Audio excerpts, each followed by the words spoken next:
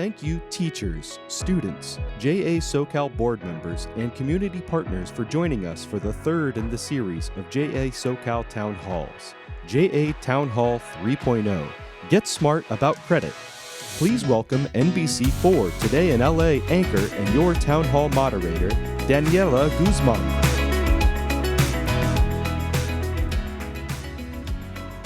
Hello, everybody. Hope everyone is doing great. I'm Daniella Guzman with NBC4 Today in LA.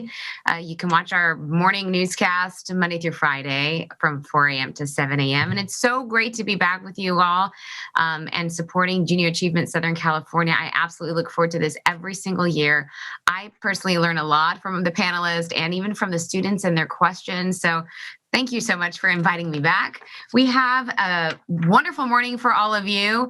After, the last virtual meeting that we had, the town hall that we had, many of you were asking for more information in terms of financial, more support, more education, specifically about credit, about debt, about credit worthy. Those are big questions that you need to know that will affect you for the rest of your life. And if you have this information now, early on, you will really lay out your financial success, the road to success, and you'll have so much peace about it because credit, debt, all that is so important in your life, really. And you don't learn a lot of that stuff in school. So we have a lineup of some great panelists and some great experts who are going to share their personal life experiences, their professional experiences as well, and give some really good tips and some advice. So this event, just like Junior Achievement events, it is made possible thanks to the generosity of all of the sponsors. So thank you so much to all of the sponsors and the students of Southern California as well, and all the supporters.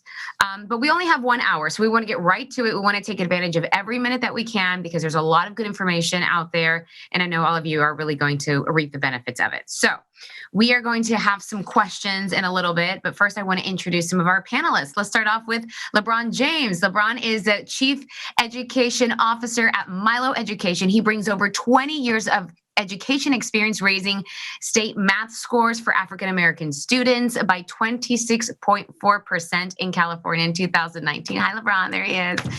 Lebron also he designed and presented teacher trainings nationally, supporting more than 38,000 teachers on issues about equity, also effective instruction, social and emotional learning, which is so important. Lebron holds a Bachelor's of Science degree in mathematics and economics from UCLA, also a Master's of Education from Harvard University Graduate School of Education. So everyone help me welcome Lebron. Good to see you. All right, and then we have Belva Anakwenze, and Belva is a proud founder of principal of Abacus Financial Business Management, where she handles the financial affairs of entertainment professionals, creative corporate executives, and all of their businesses. So there she is right there. Hi, Belva. She has been a guest speaker on various panels. You might have seen her on television, radio shows, including CBS's national syndicated television show, The Insider, to discuss a little bit about how entertainers and athletes get into tax trouble. Sometimes that does happen. And she's been featured in the LA Times as well, Hollywood Reporter, also the LA Business Journal. She believes that her best jobs that she has held is as a wife and as a mother, which is so special. Belva is also a graduate of UCLA. Hi, Belva. All right, now we're going to move on to Maria Beckman. Maria is a Senior Vice President and Regional Executive with Bank of America in the Los Angeles and South Bay region. She has more than 30 years of leadership experience in the financial service industry. She's earned multiple awards, including being a 3-time winner of Bank of America's prestigious Global Diversity and Inclusion Award for her work of building an inclusive work environment there at Bank of America. Maria supports multiple nonprofits, also an active board member at Junior Achievement in Southern California. Maria is another graduate of UCLA. So Maria, good morning. Thank you for being with us this morning. Hi. Good morning, Daniella. All right, let's go to Jordan Nichols, currently leading partnerships at Gen Z focused digital bank Step. Prior to Step, Jordan led digital banking and personal finance app partnerships in Facebook on the digital disruptors team, where he's also partnered with companies like Robinhood and Coinbase, also Chime, Square, PayPal, and much more, as they all developed their product and defined, their market strategies as well. So Jordan started his career in advertising, also holds a BA from American University and an MBA from the University of Michigan Business School. So Jordan, thank you for joining us. Good to see you. All right, let's go to Abigail Lovell. Abigail comes to us from the global leader in consumer and business credit reporting, Experian, where she's held a variety of roles over the past 20 years, currently serving as Senior Vice President, Global Corporate Responsibility, Shared Marketing, leading programs which positively impact everybody, the engagement, driving revenue, and business performance as well. Abigail also chairs a consumer advisory board, connecting consumers and advocate groups to experience social impact initiatives where lots of partnerships help educate and empower consumers around their financial health. So Abigail, good morning. Thank you for joining us. Hi.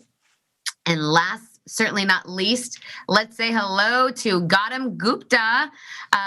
Gotham is from the Science Academy STEM Magnet in North Hollywood.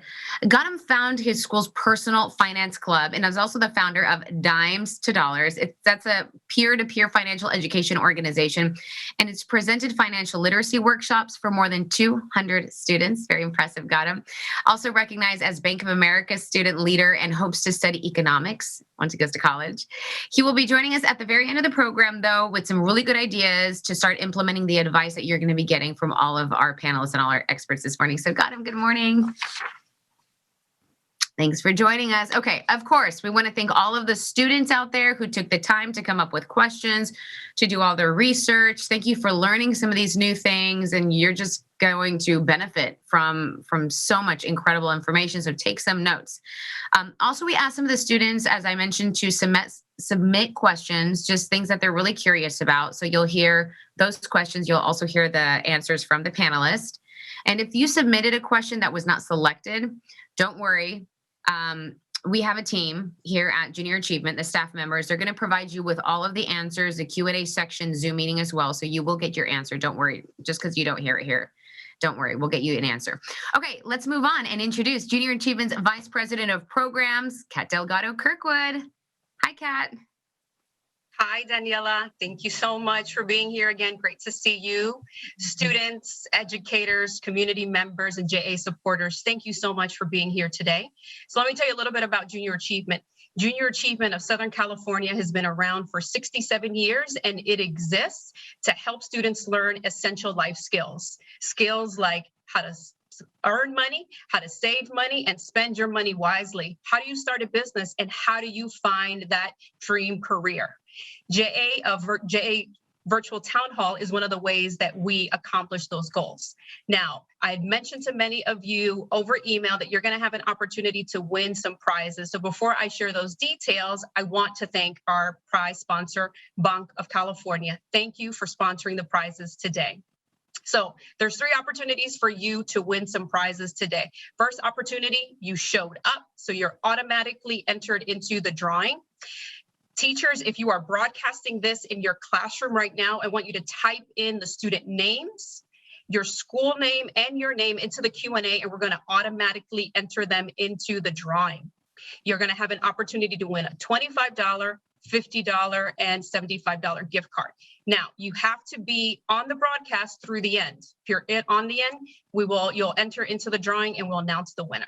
Second opportunity, help us get to 1,000 Instagram followers. If we reach 1,000 Instagram followers at the end of this broadcast, there's going to be an opportunity to 5 more students to win a $20 Target gift card. And last opportunity is, let us know what you thought about today's event. I'm going to send you a feedback form. If you submit it by the deadline, then you're going to be entered into a raffle to win a $20 gift card. So good luck, and we hope you enjoy the JA Virtual Town Hall. Back to you, Daniela.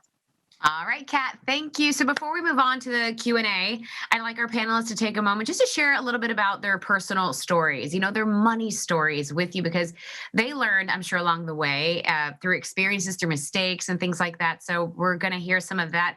Money, credit worthiness. Let's talk about debt as well. Such emotional topics to each of us. We all grew up seeing money differently and planning differently. Some of us, our parents did not teach us anything. Sometimes some people had mentors. And so we want to help all the students feel prepared and confident. And so let's hear some of the stories and experiences, starting off with Lebron. Lebron, help set the stage a little bit for us today about the topic credit. Why is it so important? How should students take what we have to say about credit being so important? Hello, Daniela. Yes, credit now, especially having good credit and understanding credit, I would say is the social justice issue of our day. We fought for civil rights and those other things, but now we have to be able to have real good understanding of credit and how we can use credit to achieve our dreams and our goals.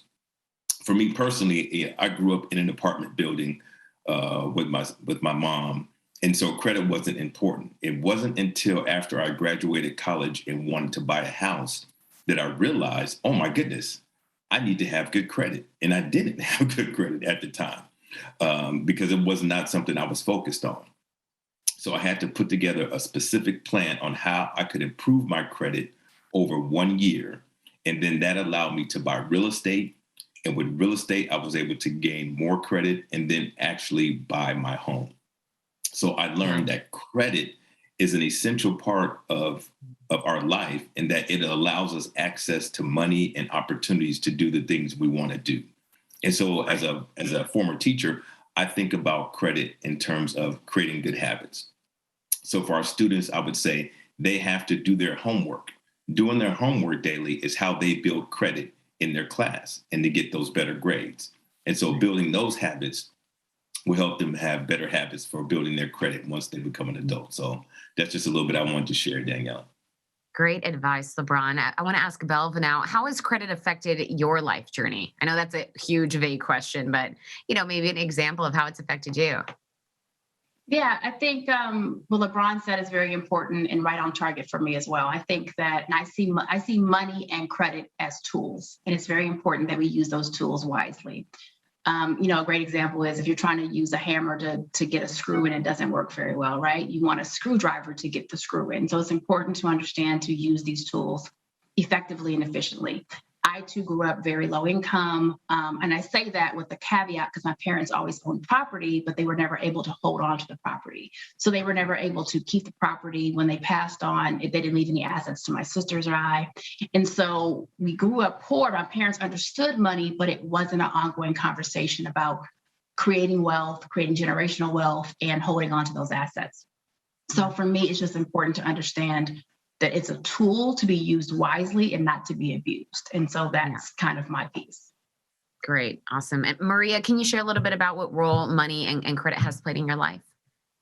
Sure. Thank you, Daniela. So, just like Belva, I grew up in a family of modest means. And we didn't talk about money other than two concepts that my mom always taught us. And that is, if you have a quarter, save a nickel. And the second one was that you always pay what you owe. So I didn't understand credit. When I went to UCLA, I received my first credit card. And a lot of them soon followed because once you have a credit card, in those days, everybody sent you one. And so by the time I graduated, to be quite frank with you, I was deeply in debt. I never got behind because of, my mom's role of always pay what you owe. But, soon I couldn't save a nickel because everything that I made was going towards my credit debt. Fortunately for me, when I graduated from UCLA, I was recommended for the management training program at the bank where I was working. And one of the requirements was that you supported a nonprofit. And I selected Junior Achievement.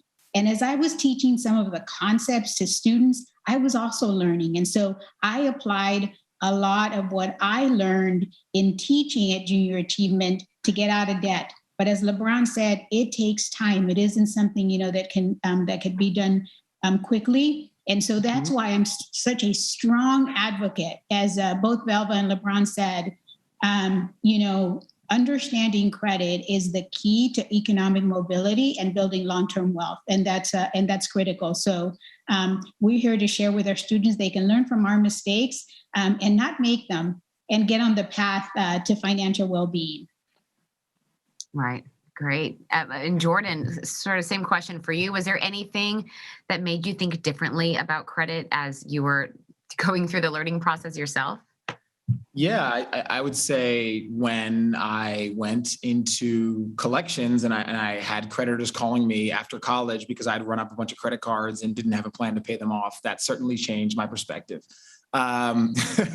But I think, a lot of folks have talked about, the ability to build generational wealth and, owning property and things like that. I think even to dumb it down to a really, really tangible, way to think about credit is everything in life is more expensive when you have bad credit, right? So when someone with a 650, 700 credit score is trying to buy a car and they need a loan to buy that car, they're going to get a lower interest rate on that payment, right? So they may, over the lifetime of that car that may cost $25,000, someone who has a good credit score might only pay $28,000 or $30,000 for that car over a span of 5 or 8 years, right, for that loan, or 10 years. Someone who has a worse credit score might end up paying $50,000 for a $25,000 car, right?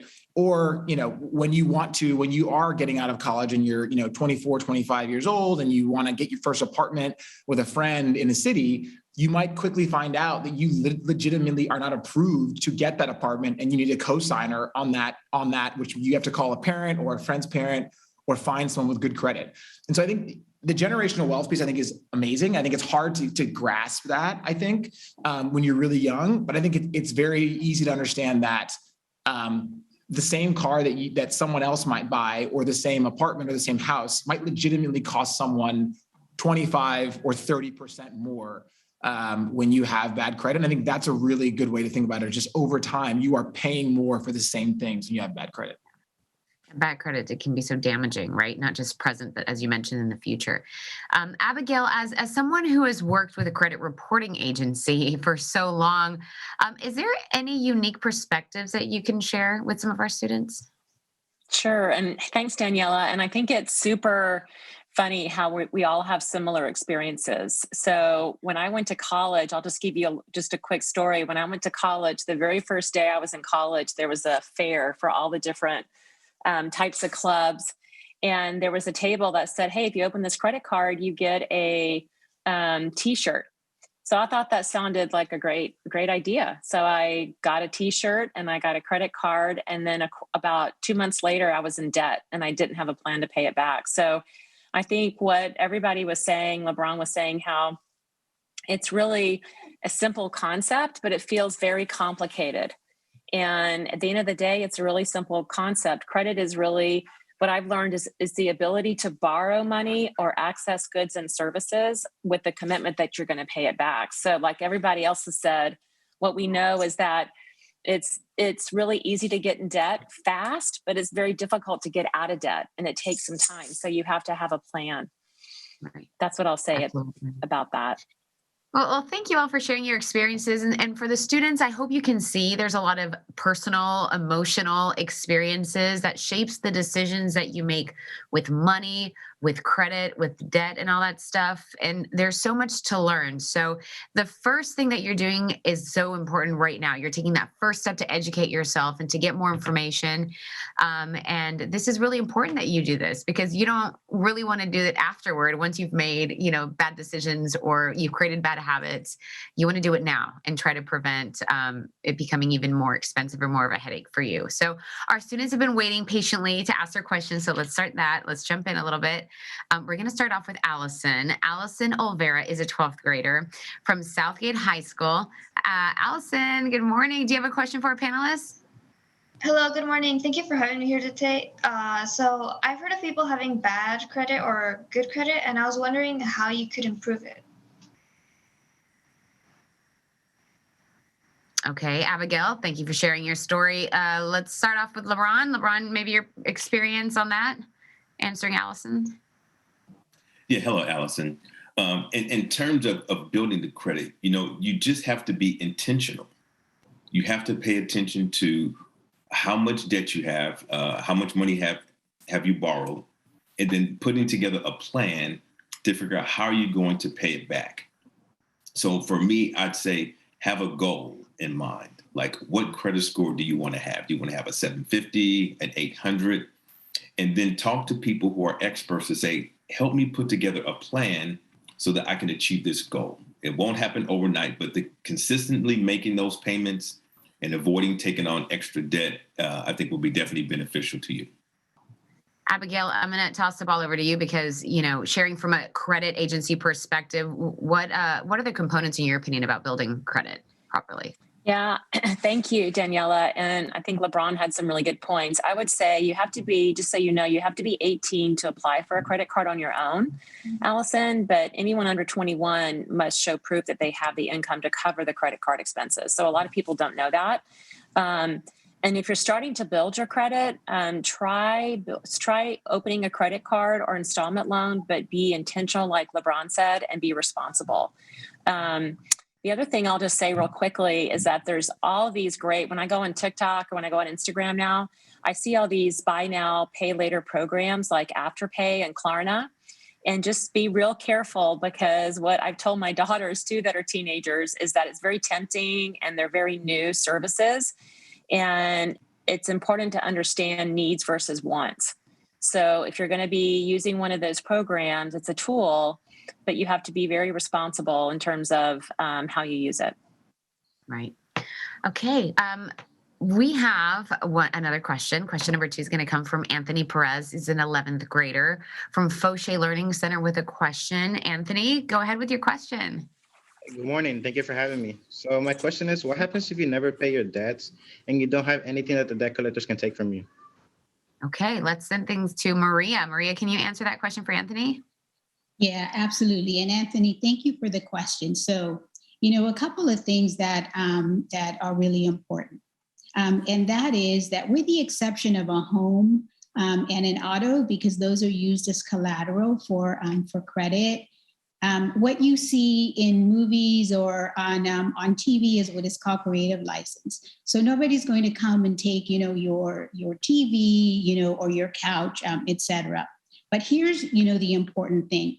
And that is that most lenders are what we call cash flow lenders. And as Abigail, and some of our other panelists said, creditors will lend you based on 2 things. They believe that you have the means to repay the debt, and 2, the character that you actually will.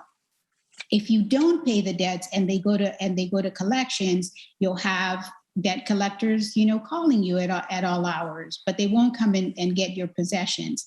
But again, it's not the loss of the material object that you should fear, but rather, as Jordan and as Lebron said, when you go get your first car, you might have to make an exorbitant down payment that you don't have the money for. You might need to get a cosigner to get your car if they lend to you, they lend to you at all.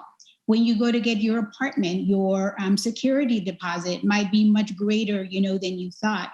And so those are the implications, is that all of a sudden you have to come up with cash for things that you might not have had to if you had just paid debts on time. And so, I know we talked about, sharing your learning. So share your learnings, what you learned today. Also share it, with parents, share it with friends, so that we're all learning together and not making mistakes.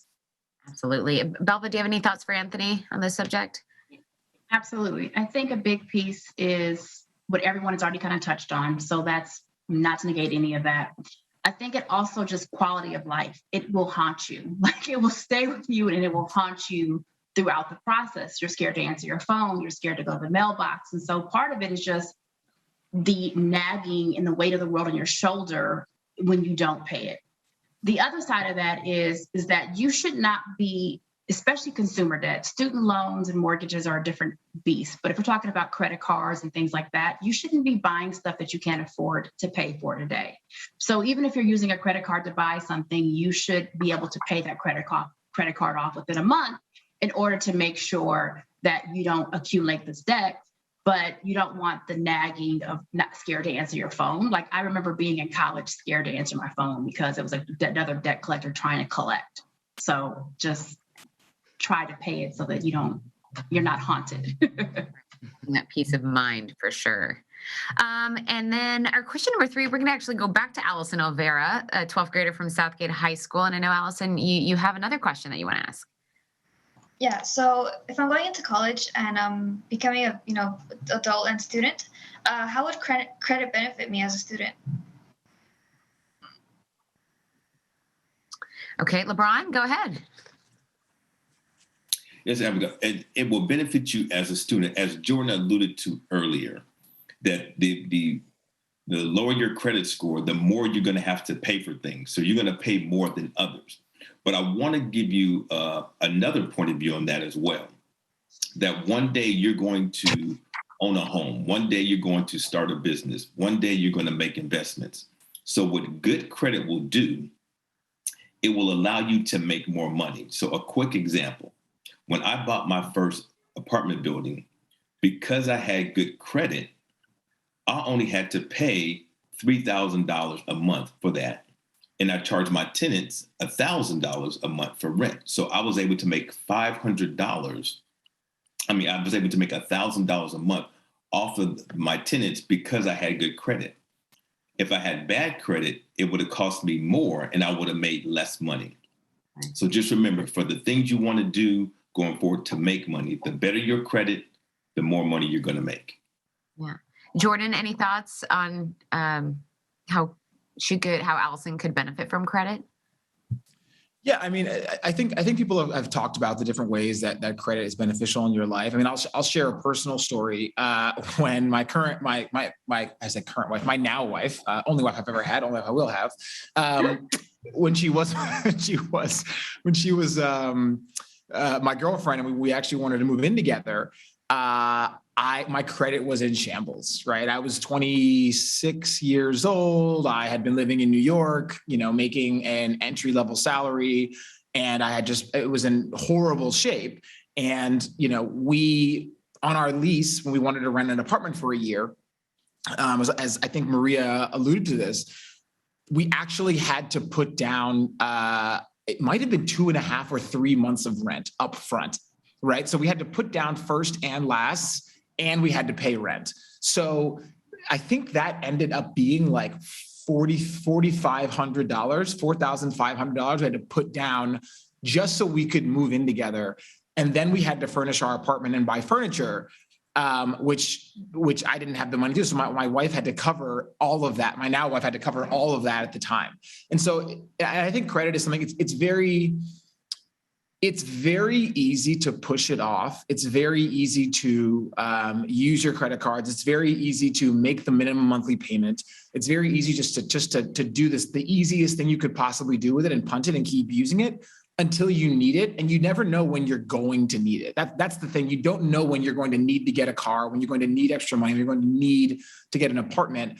And it needs to be there when you need it. And so I think it's the constant maintenance and the just keeping on top of it that will put you in a position to actually be able to do what you need to do. The last thing I'll say, and this is kind of piggybacking off what Lebron said, was, hopefully all of you guys, Robinhood has obviously changed the culture of investing. It's really made it available for everyone. And I hope all of you guys, early in your life, are at least starting to look at the stock market and different kinds of investing and understand what that means, because the less money you have to pay out on interest, on down payments, the less people you have holding your own money, right? If someone's holding 3 months of your rent, holding a down payment, holding all of this money that really is yours, you can't invest that money.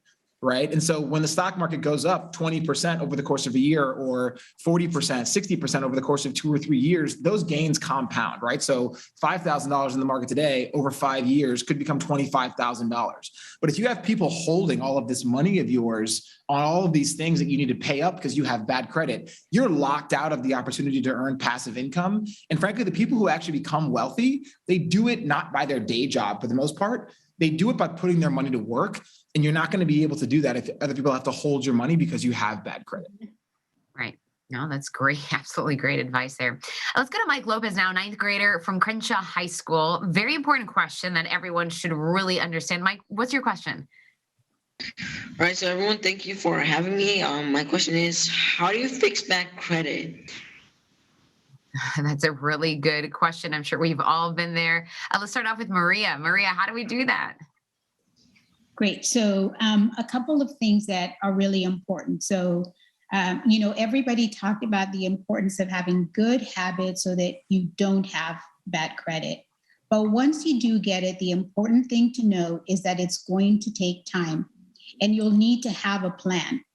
If you're not good at budgeting or understanding, it's really important that you use some of the tools that are available to help you, or also, reaching out there are accredited agencies that can help you. The one thing that I would caution you is that there are also unscrupulous organizations that'll say, pay us this amount of money and we'll fix your credit. Those in general can't help you. So find a reputable, if you can't come up with a plan on your own, find a reputable company that can help you come up with a plan, and then honestly really stick to it. You heard Lebron say that it took him over a year to fix his credit. For some people, it'll be more, because I will tell you that if there are collections or charge-offs, that's going to take a long time for it to come off of your credit report. So it's time. It's having a surefire plan. In some cases, looking for additional sources of income, maybe, get a second job. I had to do that at one time where I was working 2 jobs so that I could pay my credit on time. Very, very true. Kaylee Jameson is also a 9th grader from Crenshaw High School, and she has our last question for the morning. And I'm going to ask Abigail to answer this first. Let's start off with her. Kaylee, what's your question? What would you like to ask? Good morning. My question is, how do I get an 850 credit score fast? Oh, fast. That is the magic question. Abigail? That's a great question. Everybody wants that, right? That's a great question, Kaylee. Well, let me just start with what's a credit score, because I don't know. I surely didn't know what a credit score was in high school, and I really didn't know what it was until like my last year of college. So let me just start with that. It's a credit score is really like a grade in a class. So I'm just trying to get it really simple, but it's like if you have a great, like an A+ in a class, that means you're doing really well.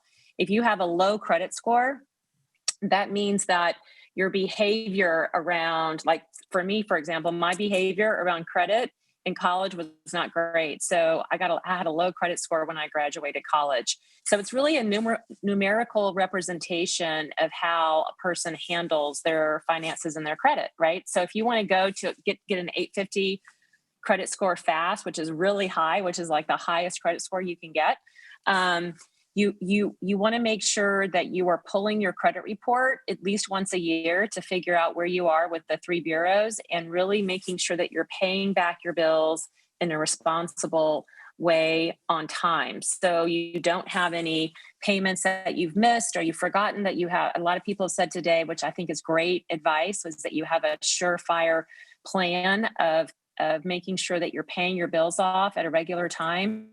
And you're responsible.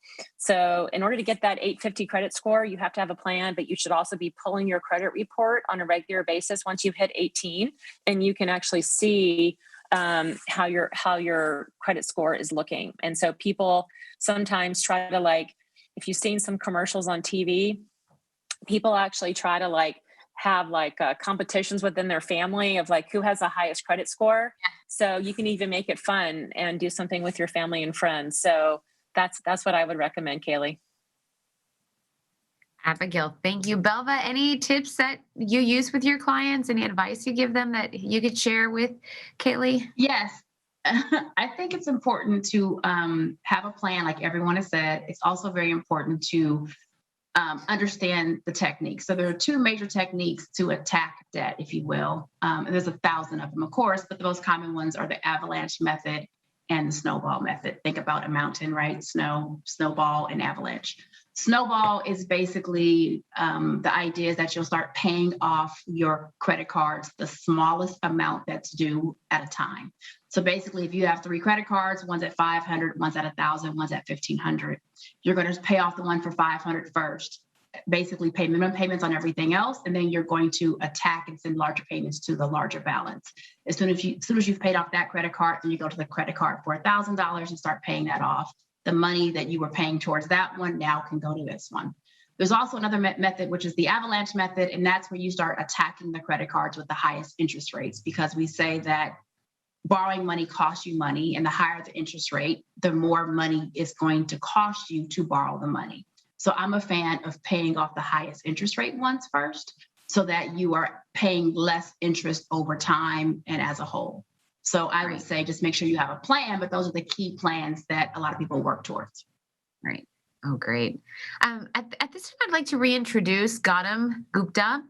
Gotham, you've been listening to all these questions, the student questions, and all the advice from our experts and our panelists. But you really have a unique voice here in this virtual town hall, because you're a student, a high school student yourself, but you're also somewhat of an I don't know if it's an expert, if that's the right word, but you have a lot of really good insight and information that you can share with some of your peers and some of the high schoolers. Can you tell our audience a little bit about how credit affects your immediate future, as in, let's say, the next 4 years, and what you're doing right now, what students can be doing right now as high schoolers to start building their credit, like right now? Sure. So right now I'm a senior in high school, and that means I'm about 17. So within the next 4 years, I hope to be in college. And that's really when you start becoming independent. Right now, my parents and, most of our viewers' parents are taking care of all the immediate needs. But once you, leave high school and, if you go to trade school or college, you start incurring a lot of expenses, and a lot of the experiences that your parents handled are now your own. So for instance, if you're interested in college, a lot of tuition isn't cheap. So some cases, federal student loans will allow you to cover a good amount, but probably not the whole thing. And you'll have to look into private student loans, which will consider your credit. So that's just one of the ways credit will be considered. Even if you want to live off campus after the first 2 years, you'll, like was mentioned earlier, to get an apartment, your credit will be checked. If you want to buy a car, if you don't have a solid credit history, you're going to get some really unfavorable terms that'll end up costing you in the long run. So, it starts slowly when you turn 18, 19, but when you really start getting the later years of college and, get your first job, that's really when you're going to wish that you started earlier. And so, why don't I give some insight into what I'm doing? So right now I'm an authorized user on my parents' credit card. And what this means is I have access to my dad's credit card. It has my name on that credit card, even though it's his credit card. And this is one of the only ways you can actually get started building credit under the age of 18. So, if you're interested in getting a solid head start, which is only beneficial, look into becoming an authorized user. So, look for a older cousin, maybe a sibling. Parents are a great one, or a trusted adult that is financially responsible. You can go to them and ask, hey, can I become an authorized user on your credit card?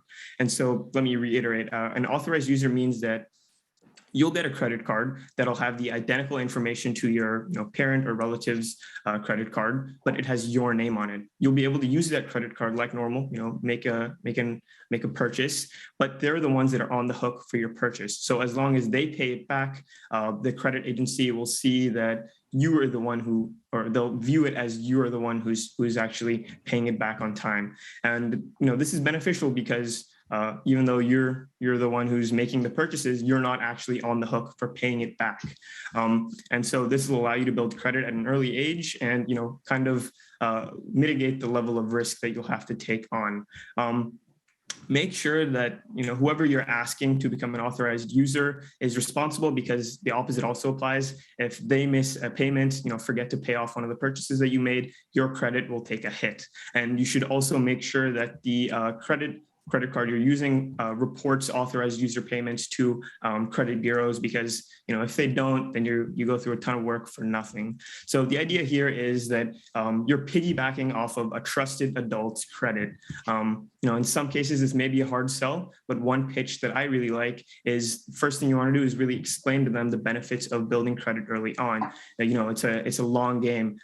Just establishing credit can take up to 6 months, and getting a good credit score takes way longer than that. So the earlier you begin, the longer you'll be able to reap the benefits. But still a lot of adults may be hesitant in allowing you to give access to their credit card, right? So a good middle ground is asking them to put just one bill in your name. So say, can you pay off, let's say, the Netflix bill or the light bill in my name? And what this means is they have access to the credit card. So it's not like you can go and rack up a huge bill, but at the same time, you get a recurring expense every single month, which allows you to build your credit, and you'll have a solid credit history and a solid credit score by the time you turn 18 and become independent.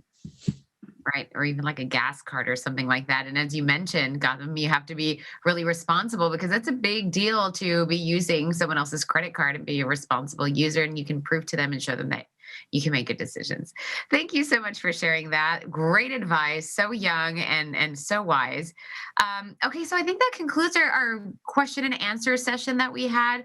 I do want to thank all of the great conversations from our panelists and our students, the engagement. But before we get to the very end of our program, a much anticipated prize drawing that we're going to have, I want to invite some final thoughts, words of wisdom from some of our panelists, something that you wish somebody would have told you as a high schooler, to help these students navigate through credit, debt, money, things like that. So let's start off with Lebron.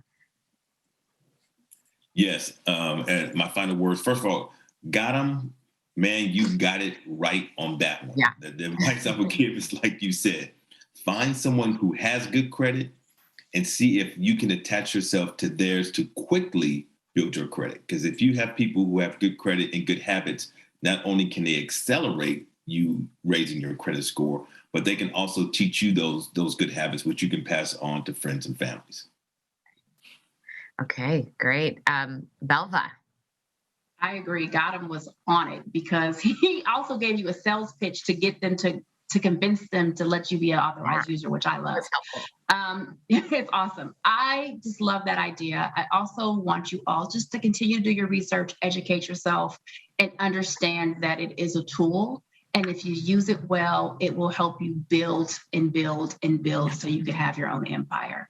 So just keep doing your research and keep educating yourself, and don't let it slip away from you. Keep your finger on the pulse of it so you know what's happening at all times. Very good. Maria. Great. So first and foremost, really important concept, credit is not bad. Debt, unfortunately, is. So in America, we are a credit society. If you want to rent a car, you need to have credit. If we already shared, if you'd like to rent an apartment, you need to have credit. When you buy your home, you need to have credit.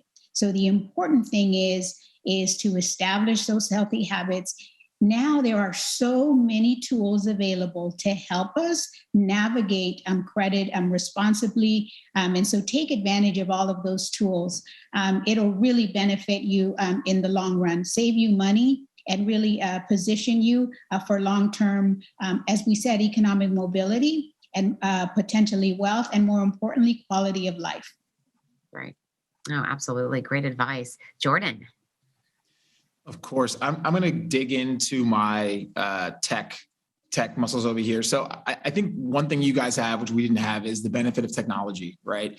So there are now so many applications you can download onto your phone that can actually automate a lot of these processes and optimize your ability to get good credit, right? So I think one thing, I'm forgetting who was talking about this, I apologize, was mentioning that if you have multiple lines of credit and you want to improve your score, you want to attack the ones with the highest interest rates first, so you're paying less, and methodically go about paying off those cards so that it improves both your credit and your financial situation the fastest you can. there are actually a lot of apps right now that you can download to your phone. You can link out to the credit cards you have or whatever lines of credit you have open, and they will automatically pay off those cards for you in the way that is the most optimal for you to save the most money and improve your score the most, right? So if I were you guys and I were your stage of life, I would do, as you start to get credit cards, you start to open lines of credit, whether it's student loans, whether it's credit cards, I would Google like personal finance apps, credit building apps, credit card payment apps, optimize my finance apps. And there's a slew of things available that are free or no fee or minimal $5 a month fee that can take care of all this for you. So myself, I'm not the most organized person. When I have multiple cards, it can be that I'm using, it can be hard for me to remember which needs to get paid when, but these things can take care of all that for you. So I would just say, there's a ton of tools that are constantly being developed that are at your fingertips on your mobile phones that can help you through these things and make it a lot more hands-off. So that's one thing that I would keep an eye on early and build that into your process. Great. Let's get some last words from Abigail. Gosh, this is a good time to go last because everybody has had such great responses. But Jordan took the words out of my mouth. I wish I had the technology that a lot of the students have today. I didn't have that. And so I think there's so many great apps out there, and just keep learning. And the other thing I would say is that it is a long game, and the decisions that we make today will impact our decisions and how we perform, years to come in terms of either being able to buy a car, being able to buy a house, things like that. So just think of it as a long game and not just what's in it for you that year. It goes on in terms of a long game. So that would be my response. Oh, such great advice. I wish I would have heard this when I was so much younger. And let's get some final thoughts from Kat Delgado Kirkwood now. Kat? Thank you so much, Daniela, and thank you so much to all of our speakers. Students, the panelists shared some great information, and just wanted to highlight a couple of things. Credit is not a bad thing, as Maria said, right? It is a tool. It's about understanding your goals and what you want to do when you grow up, and understand that money and credit is a tool for you to utilize to get to those goals, right? And so we hope that today's conversation was really a start to empower you so that you are equipped to start your financial journey. And Jordan mentioned tools and apps. We sent you via email our digital program, and there's a ton of apps that Junior Achievement has put out. I want you to take a look at the JA Learn and Earn app. That is being sponsored by Blast. You can actually go onto the app. There's some modules there, some small little classes that you can take. And for every class that you complete, you're going to earn some money. That money is going to be put into an account, and you can start investing. So that was also said earlier, is you want your money to grow. You want your money to work for you. And that's one of the ways to get your money to grow, is to start investing. Another tool that Junior Achievement puts out is jaconnect.ja.org. On that website, you can learn how to find a career, resumes, how to budget your money. So everything that Jordan said about kind of optimizing and getting organized, go into that website. It's completely free. You create your own login, your own password on there, and then follow us on social media. We have a ton of tips that we can share with you. We know there was questions that weren't answered, so we'll be answering those questions online. So continue to follow us. So this is, again, just the beginning. Take a look at that digital program, and there's a ton of tools to get you started. I want to thank once again our sponsors. Without you, this program would not be possible. This is the third installment of the virtual JA Town Hall, so thank you so much for your support. Thank you again to Bank of California for sponsoring the prizes. Now, at the beginning, I mentioned the Instagram reaching 1,000 followers. We did not put up the QR code. I don't know if we can put it up now. I'm going to give it a second. Perfect.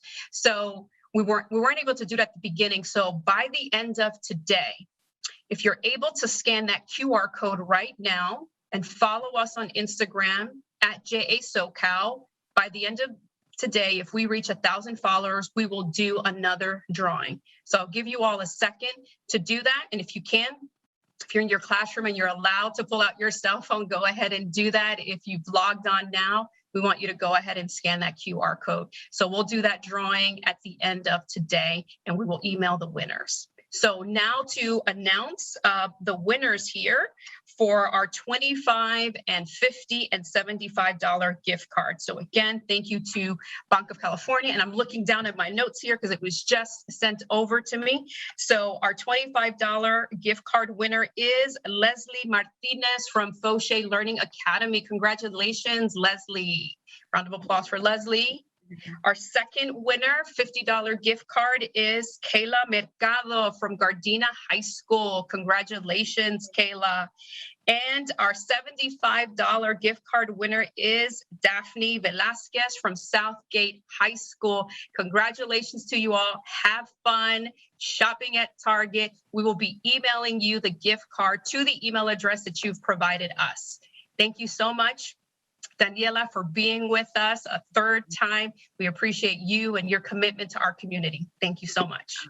Thank you, Kat. You guys do an incredible job. Just so much helpful information, changing the lives and setting up these students for success, and hearing all the experts and the panelists. I mean, it's just really incredible. Junior Achievement Southern California always doing such a great job in their community and striving to help these students succeed. So if you have been inspired by today's program, you can absolutely share your experience with your friends, with your coworkers, with your student friends that you have as well, your teachers. We're going to make this recording available, so be sure to check it out on Junior Achievement SoCal website, and you can email that link to other people that you think would be able to benefit from this type of information. We'd also like to thank our panelists. Thank you very much for your time. Thank you for your talent, for your gifts, for sharing all your wisdom with us and the students. And I just want to say, I think a lot of these panelists have said that, credit is not bad. It's actually, you can get points by using credit cards, and you can travel for free and stay at hotels for free. There's so many benefits from having really good credit. Let that inspire you as well, as well as having that peace of mind, and teach people along the way. Don't keep all this information just for you. Teach people along the way what you're learning, like Gotham did. I mean, just so smart. It was such a pleasure being with you once again this year. Have a great rest of your day. And if you're up and you're awake, I'll see you tomorrow morning right here on Today in LA. And go Dodgers, by the way. We really need this win. So hopefully we get that win as well. So thank you again. Have a great rest of your day. And that concludes our virtual town hall. Bye-bye.